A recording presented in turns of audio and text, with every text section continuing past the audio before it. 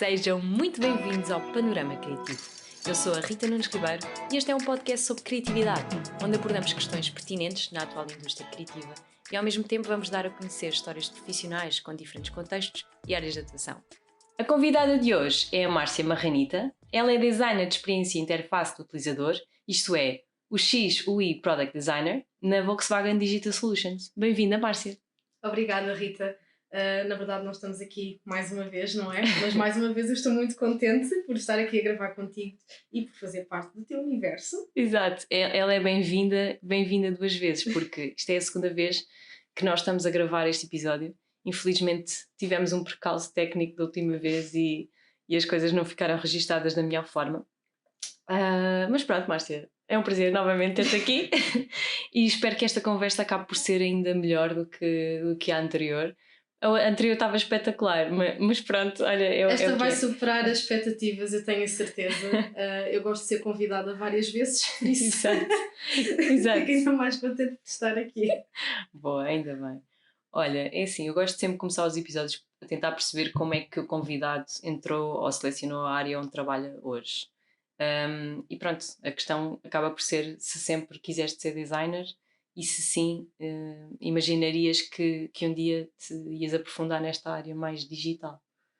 Então, enquanto eu estava a estudar, vou ser sincera, especialmente quando era mais nova, eu nem sequer fazia ideia do que era ser designer e nós temos muito aquela ideia dos designers como designers de produto físico, não é? Vês pessoal da IKEA que faz aquelas cadeiras magníficas e tens muito essa referência quando vais crescendo. E eu sempre soube que queria trabalhar numa área mais criativa, mas só quando estava ali mais ou menos a meio do secundário é que comecei a ter cada vez mais interesse em design e pronto, e comecei a estudar por esses caminhos. Eu fiz a licenciatura em Audiovisual Multimédia, que não é propriamente design, é um âmbito um bocadinho mais abrangente, mas tive muitas aprendizagens a nível técnico que eu posso aplicar nesta área e depois no mestrado, que nós fizemos juntas, aprofundar ainda mais a nível conceptual o que é o design propriamente dito aqui nos âmbitos mais digitais. Sim, o nosso mestrado era mesmo, agora penso que já não é bem assim, mas na altura era um mestrado de Design de Comunicação e Novos Mídia, na Faculdade de Belas Artes, e tinha uma componente digital muito, muito forte, e faz todo o sentido que depois disso tenhas também, pronto, que tenha sido realmente o afunilar para uma área mais digital, através dessa experiência de mestrado. Mas tu passaste, antes e durante isso, passaste por várias empresas, e foste fazendo o teu caminho, ou seja, também digital, sem ser digital, certo? Sim. Eu comecei a trabalhar, fui fazendo alguns projetos de freelance ao início, que foi complicado.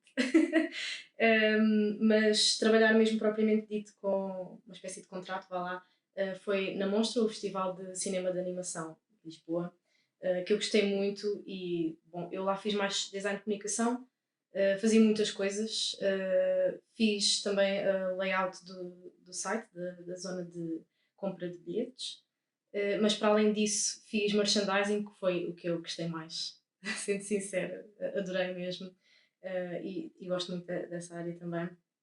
Fiz brochuras e tudo mais, por isso. Um bocadinho tudo na área de comunicação. E conseguiste experimentar, no fundo, aquilo que é a área mais de comunicação, design de comunicação, também com merchandising, branding. Uhum. E essa área também é muito gira. Sim. Eu pessoalmente também gosto muito. Aliás, é a área onde eu trabalho neste momento. Por isso, é muito porreiro. Mas, no fundo, o digital acabou por fazer mais sentido no final disso tudo, não é? Sim, para mim sim. Na verdade, tu tocaste aí num ponto que eu acho super interessante e que para mim é fulcral na minha vida, não só no âmbito profissional, mas falando agora nesse sentido, que é a experimentação. E para mim foi importante eu ter esse processo e continuar a ter processo de experimentação, seja no digital ou não, porque acho que é assim que tu também consegues descobrir coisas novas e aprender. E dizias que, pronto, eu acabei por ir mais para o âmbito digital, não é? De produto digital, que continua em fase de experimentação, porque o digital é tão amplo e tens possibilidades infinitas de criação que é sempre um processo de experimentação. E acho que isso faz parte também daquilo que me fez vir para esta área. Sim, e sem dúvida, concordo contigo, o digital está sempre a evoluir. Tu tens, não é só o digital, mas o digital, o design digital em específico, tens que estar sempre em cima do acontecimento, tens que estar sempre a ver o que é as novas tendências, o que é que as pessoas estão a usar, o que é que são os novos componentes, as novas tecnologias. Tu tens que estar sempre a adaptar-te e a tecnologia é uma das áreas mais velozes nos dias que correm, portanto, sem dúvida que isso também acaba por puxar de ti um lado muito evolutivo e de experimentação. Sim, aliás, acho que faz parte quando tu trabalhas numa área que está em crescimento exponencial, que tu própria também estás em crescimento exponencial. Exato. E que tens de estar sempre com uma mente ativa e com vontade de aprender e descobrir coisas novas que podem depois informar o teu trabalho. Yeah. Mas tu fazes isso o quê?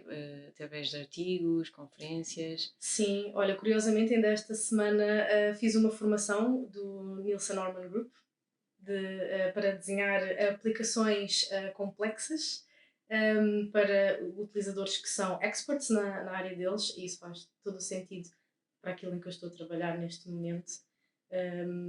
Mas não só formações, também ler artigos, como dizias, seguir outros designers e trabalhos de outros designers é super importante para também veres como é que eles resolvem outras questões que podem não ser as tuas, mas também podem ser no futuro. Exato. Ainda há bocadinho antes de começarmos a gravar, eu também estava a falar do Adobe Max. Não sei se conhecem, eu acho que a Márcia não conhecia, Não. mas é uma conferência que a Adobe faz anualmente. Antes do Covid era presencial em Las Vegas. Durante o Covid foi digital e por isso é que eu também tive a oportunidade de assistir. E este ano há uma versão híbrida que tem, pronto, havia a parte toda física em Las Vegas na mesma, mas existe uma data de vídeos com algumas das conferências que é muito interessante.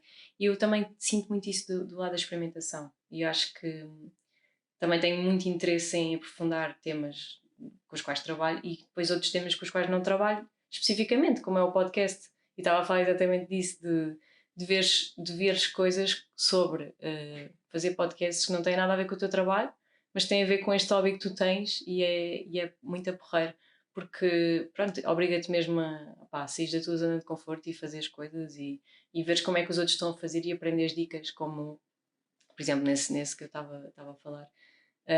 Uma das dicas é, obviamente, que isto não é gravado, para quem ouve em casa, isto não é gravado num estúdio profissional, isto basicamente é um escritório com um microfone. E uma das dicas é pendurarem uma manta em algum sítio perto de onde vocês estão a gravar, ou então, por exemplo, gravar dentro de um armário. Se tu gravares dentro do armário da tua roupa, vais ter um som espetacular, porque os tecidos absorvem o Nunca som. tinha pensado nisso. Mas há imensa gente, eu também ouvi o podcast do Salvador Martinha, já foi há imenso tempo, há um ano e meio. Ele tem o podcast, ele grava dentro do armário dele, do roupeiro, tipo walk-in closet, e grava lá dentro. Pá, é uma dica para quem também está a pensar nisso. Mas pronto, acho que, voltando aqui ao teu tema digital, eu acho que tu tens realmente uma vertente de estar sempre a atualizar. E como é que tu, no fundo, constróis e como é que tu fazes produtos digitais para o utilizador? Neste caso, vocês trabalham com o utilizador, o vosso cliente é um cliente interno, certo? E Sim. como é que vocês desenvolvem desculpem. Como é que vocês desenvolvem os produtos digitais para este cliente? Bom, falando especificamente do contexto em que eu estou atualmente, nós primeiro temos uma equipa constituída já para um projeto específico, não é? Existe uma necessidade que é trazida por uma equipa de business, vá lá, e é construída uma equipa de acordo com essa necessidade. E é uma equipa multidisciplinar, por isso tens um ou dois designers, vai dependendo, tens uma série de developers e tens pessoal mais focado, vá lá, na área de business, como os product owners, product managers, que vão ajudando a equipa a gerir o seu trabalho e a definir prioridades, que é muito importante. Trabalhamos muito, eu pelo menos trabalho muito como uma ponte, vá lá, entre esta parte de business e depois o desenvolvimento do produto, porque eu tenho que perceber o que é o produto e quais é que são as necessidades dos utilizadores que usam este produto, e para isso têm que ser feitas entrevistas, seja stakeholders, seja esses utilizadores, e definir uma série de requisitos a partir daí, desenhar, que é a parte mais clichê, vá lá, do nosso trabalho, vir ali trazer algumas propostas, seja em wireframes, seja em protótipos, testá-los com os utilizadores, é super importante e fundamental. E depois fazer então essa passagem de conhecimento para os developers, sejam eles front-end ou back-end developers, que são eles que dão, vá lá, vida àquilo que tu estás a fazer, não é? Ou que o resto da equipa está a fazer, porque isto nunca é um trabalho solo. Sim, sim, e existe aqui, tem que haver uma grande comunicação entre o designer e o developer, sem dúvida. Até porque às vezes nós queremos fazer coisas que são um bocadinho fora do que é comum, e isso acaba por também puxar muito o developer nesse sentido, também da sua própria criatividade. Como é que eu vou resolver este problema? Como é que eu vou fazer isto funcionar? Como o designer está a pedir, não é? Isso é um dos desafios mais interessantes, que é, tu enquanto designer, tu tens que ter uma série de valências, não é? Aliás, nós falámos disso da última vez que nos encontramos aqui. Tens que conseguir fazer investigação, tens que ter sentido crítico, tens que ter também ali uma componente ética, não é? Sobre o trabalho que tu estás a fazer e ser criativo ao mesmo tempo, por isso estás aqui a fazer um juggling gigante entre várias componentes, mas nós não conseguimos saber tudo. Especialmente a parte técnica, nós temos um conhecimento super aprofundado do nosso lado, como desenhar os produtos. Nós não sabemos como construí-los para serem realmente utilizáveis com base de dados ou assim, coisas super obscuras dos developers. Na verdade, se calhar nem são, mas para Mas um para designer, exato, para um designer que parece assim um bocado esotérico até. Como é que ele mete aquilo a funcionar mesmo? Às vezes eles próprios não sabem. Exato, eles têm que pensar, eles têm que resolver. E lá está. Por isso é que a criatividade está em todo lado. Eles para chegarem lá têm que dar uma grande volta. Sem dúvida, sem dúvida. E atenção, os developers são os melhores amigos dos designers. Há aqui uma rivalidadezinha, não é? Mas eu acho que é saudável porque nós complementamos muito. Aliás, nós não conseguimos fazer nada uns sem os outros. Os developers conseguem construir produtos, mas sem design não há experiência do utilizador, por isso aquilo vai ser muito difícil de usar. E os designers sem os developers, a não ser que sejam aqueles designers full stack que eu acho impressionantes, que conseguem construir produtos. Eu não consigo, eu especializei-me não é só, mas eu especializei-me na parte mais conceptual e de construir o propósito da utilização do produto, mas sem dúvida é um trabalho de equipa e que nós aprendemos muito uns com os outros. Isso é muito porreiro. Lá está, e é assim que também consegues realmente construir uma coisa que faz mesmo sentido. Se tiveres os dois lados sempre em comunicação e a resolver os problemas de forma conjunta. Yin Yang. É isso mesmo. Agora passando aqui um bocadinho, não especificamente onde tu estás neste momento, mas como é que tu descreves o nível de maturidade do design nos sítios onde passaste?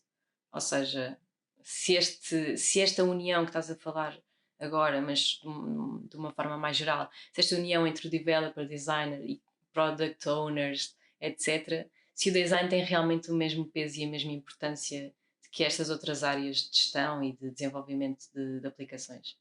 Essa pergunta é sempre assim complicada de dar resposta. Eu vou ter que ir aqui um bocadinho à referência académica. Há um artigo muito interessante que está no site do Nielsen Norman Group que se chama The Six Levels of UX Maturity, em que tu tens níveis de maturidade crescente, ou seja, o primeiro é a maturidade mais baixa e o último é a mais alta, em que tu tens absent, limited, emergent, structured, integrated e user-driven. E pelo menos até agora a minha experiência a trabalhar em IT especificamente, não é? Porque o product design pode acontecer em vários contextos. Este é o meu. Eu tenho trabalhado muito em empresas que estão ali no limited e emergent, so segundo e terceiro nível, o que não é super favorável, não é? Quando tu estás numa altura da tua carreira em que tu queres crescer e progredir e estás a trabalhar em empresas que ainda estão muito tímidas que não têm muito conhecimento sobre o valor do design, sobre o valor da experiência do utilizador, que é para aquilo que a empresa está a trabalhar, que é criar produtos para utilizadores. E então há uma vontade crescente de ter designers a trabalhar em IT, só que eles não são propriamente integrados, não é? São quase assim um anexo, um nice to have. Exato. E Se houver orçamento. exatamente, se houver orçamento, nós pomos lá um designer. Sim, sim, é tipo é um luxo. É um luxo. É, enquanto que as outras áreas que tu falavas, os developers sobretudo e o pessoal mais de business, eles já são state of mind nestas equipas. Estas equipas não são construídas sem eles. E pronto, nós os designers ainda temos muito que lutar pelo nosso espaço, pelo menos aqui em Portugal. Eu sinto muito isso, não só da minha experiência, mas também de outros designers com quem vou falando. E às vezes é complicado, não é? Tu desenvolveres o teu trabalho e trabalhares com pessoas e sentires que tens de defender aquilo que estás a propor, não pela validade das tuas propostas, mas pela relevância da tua posição. Sim. Olha, eu por acaso, agora estás a falar sobre isso, eu tenho uma experiência no passado que eu acho que nunca partilhei contigo. Basicamente, eu tive num processo de recrutamento para uma empresa que fazia também produtos digitais. Ahm, Basicamente, o processo desenrolou-se e depois chegou à parte do que é a remuneração. Pronto, eu na altura ahm, estava a começar, mas pedi um valor que eu achei que fosse justo para a minha posição, ao que a pessoa do outro lado responde: Ah, pois, mas isso já são valores de developer. Não conseguimos, Uau! não conseguimos igualar o valor do designer ao valor do developer. E isso para mim na altura foi assim um bocado um choque, não é? Porque quer dizer, vocês não fazem o produto sem os dois. Porque é Claro. que aquele há de ter mais valor numa função júnior, numa função sénior, numa função, qualquer tipo de função? Não faz muito sentido. E agora que estavas a falar sobre isso, que é uma coisa que na última gravação nós não falámos, mas acho que também reflete um bocadinho aquilo que realmente as empresas estão dispostas a investir no design, porque a partir do momento em que o próprio valor do trabalhador não é igual, já revela a forma como se pensa dentro destas empresas, não é? Claro que sim, claro que sim. E é um bocadinho frustrante, não é? Porque o design é uma área que tu tens que estudar para conseguires trabalhar aqui, seja pela formação linear, não é? De sais do secundário, tiras uma licenciatura, podes ou não tirar uma pós-graduação ou um mestrado, eh, ou fora isso, já estando a trabalhar, tens que ir fazendo formações, por isso há um grande investimento, não é? Sim, Monetário, e que às vezes não há a recompensa devida aí. exato, não existe essa preocupação. E falando de forma fria, não é? Porque obviamente a maior parte das pessoas que praticam design não estão ali a contar os tostões, bem, eu já gastei 5.000 euros na minha formação, por isso tenho que ter algum tipo de retorno deste investimento, não é bem assim, não é? Nós gostamos daquilo que fazemos porque há um investimento também emocional muito grande no trabalho que nós fazemos, de empatia com os utilizadores. Nós não nos conseguimos separar muito dessas realidades, e então é assim um bocadinho complicado lidar Sim, com sim, isso. sem dúvida. E principalmente nesta área digital, de teres que desenhar a experiência do utilizador, se tu não tiveres essa empatia de te meteres no lugar do outro, é, não consegues fazer o trabalho, é impossível. Porque é exatamente esse o processo. E isso também nos leva aqui ao processo criativo, porque para além de teres essa empatia pelo utilizador, como é que tu desenvolves o teu processo criativo? Como é que ele começa, como é que ele nasce e onde é que ele vai dar? Sim, e como é que tu percebes qual é que é a user journey daqueles utilizadores? Se tu não falares com eles, se tu não tiveres esse processo empático, tu nunca vais conseguir desenvolver um produto que seja útil e de valor para estas pessoas. Sim, porque para além delas apresentarem os problemas que têm atualmente, não é? O utilizador ou com quem estás a fazer os testes de usabilidade, ele revela-te quais é que são as suas necessidades, tu também acabas por ter ideias com a tua própria utilização com o produto, não é? Sim, claro que sim. Tu começas a perceber, ok, se calhar se eu fizesse isto de outra forma era muito mais fácil chegar ao objetivo final, e tu começas a testar isso com os teus utilizadores. Portanto, o processo criativo numa área digital acaba por ser sempre ligado àquilo que são as experiências do utilizador, que tu podes ser o próprio utilizador, ou o developer pode ser o próprio utilizador, certo? Sim, não só. Às vezes há aqui uma nuance, vá lá, que quando estás a desenhar para um produto, nós não nos podemos esquecer que nós não somos os utilizadores daquele produto, porque podemos cair aqui numa visão biased, em Sim, que eu, também é verdade. para mim, eu queria as coisas assim, não é? E então, ainda mais a reforçar esse ponto de retirares-te um bocadinho da situação e realmente veres para quem é que é isto, não é? Não é, é para eles. Ou seja, é quase um constante zoom in e zoom out Sem dúvida. do produto, não é? Sem dúvida. Porque tu, para teres empatia, tens que estar muito mais perto do produto, mas depois, para teres essa distância, para não cair no erro de estar a fazer as coisas à tua maneira e não à maneira do que deveria ser, tens que te afastar um bocado outra vez do produto. Claro que sim. E lá está, voltando ainda mais atrás, não esquecem que estamos a trabalhar com equipas com business, por isso também há necessidades de quem está com o budget nas mãos. Exato. Tens os KPIs, tens o orçamento, tens tudo. Tens roadmaps da vida, tens muitas coisas a que tens de dar resposta, não é? Por isso, sim, é sempre essa constante aproximação e distanciamento. E onde é que te inspiras para além dos artigos e, por exemplo, esta formação que falaste, se recomendas esta formação, ou se existem outros canais para além desses que tu tenhas sempre em mente e que recorras regularmente para uma fonte de inspiração? Sim, começando pela formação, bem, para qualquer designer que esteja a trabalhar em produtos altamente complexos, que têm uma série de dependências, os utilizadores, lá está, expert na área deles, aconselho vivamente, vão procurar. Eu adorei e vou usar os insights que tirei de lá no meu trabalho, sem dúvida. Fontes de inspiração. São tantas que às vezes até é perigoso esta questão da internet, que tu entras, pões um pezinho lá e abres todo o mundo e ficas assim meio overwhelmed com a informação. Mas há alguns designers que eu sigo no Instagram, Zipeng Zhu, por exemplo. Ele é mais gráfico, nem sequer é da minha área, mas é refrescante ver o trabalho dele, porque também me dá ideias e às vezes trabalhando em áreas mais corporativas, vá lá, que é o meu caso, pelo menos até agora, também me faz pensar bem, se calhar até posso ser um bocadinho mais out of the box de vez em quando, não faz mal. Sim, sim.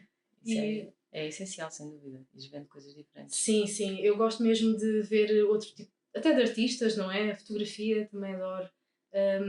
E às vezes assim coisas super banais de estar na rua ou no autocarro e observar as pessoas, ver como é que elas resolvem problemas.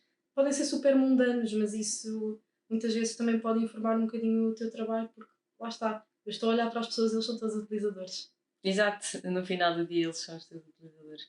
Mas essa ideia de observar pessoas na rua com problemas, por acaso é uma ideia que me fala muito, me diz muito. Acho que é mesmo interessante, porque realmente o designer procura resolver problemas, sejam eles no ambiente digital, sejam eles no ambiente da vida real, não é? Sim. E isso é giro, é muito porreiro.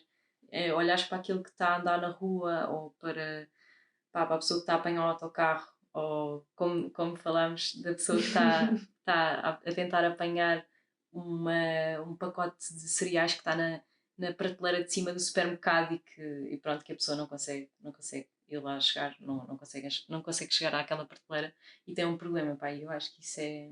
Eu sou empática com esse problema porque eu sou muito baixa. Vocês Exato. não vão conseguir ver isso. Somos as duas. Mas isso é um problema com que eu me deparo muitas vezes.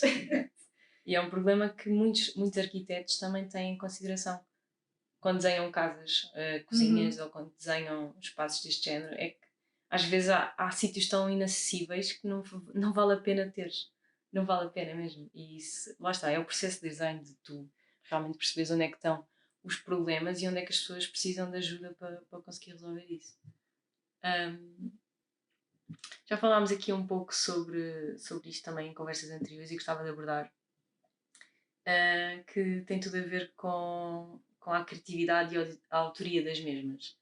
Tu sentes que existe competição na criatividade, ou seja, na competição na ideia, no surgimento da ideia. Esta ideia foi minha. Estás a perceber? Tipo, esta ideia foi minha, fui eu que fiz, não inventes. Sendo sincera, há sempre competição, não é?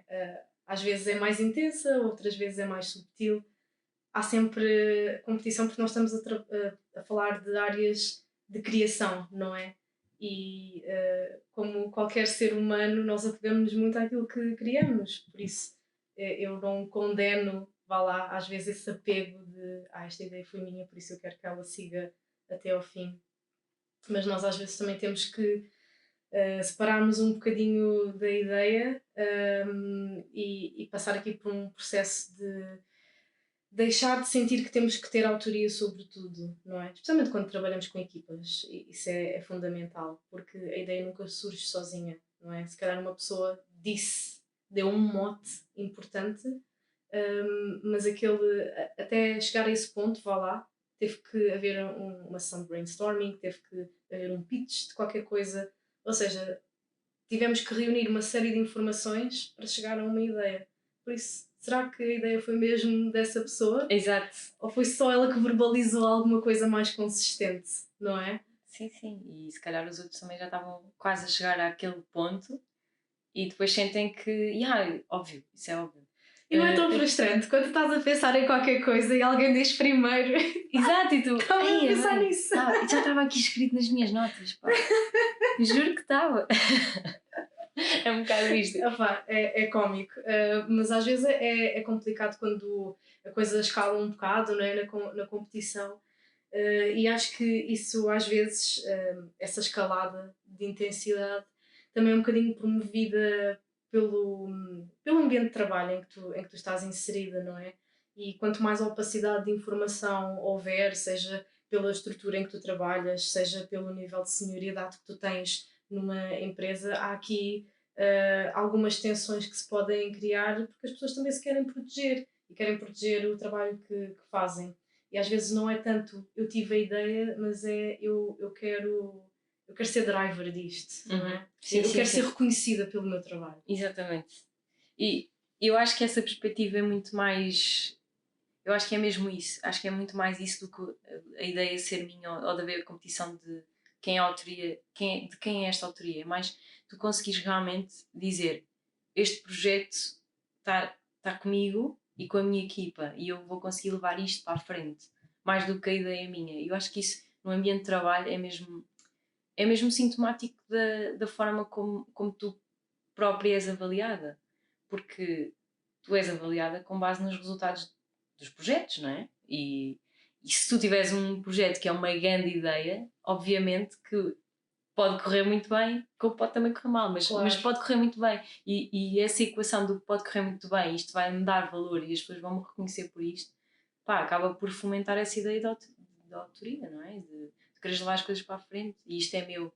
E lá está, e depois surgem as quintinhas, cada um tem a sua quinta e pronto, não é? Tal e qual. E fazendo aqui se calhar um full circle na conversa, voltando ao início, a forma como tu és contratada, não é? E a visão que a empresa tem sobre ti enquanto a pessoa que exerce esta profissão também tem um papel nisso, não é? Porque a competição pode não ser só entre colegas de profissão, pode ser entre os teus colegas no geral, não é?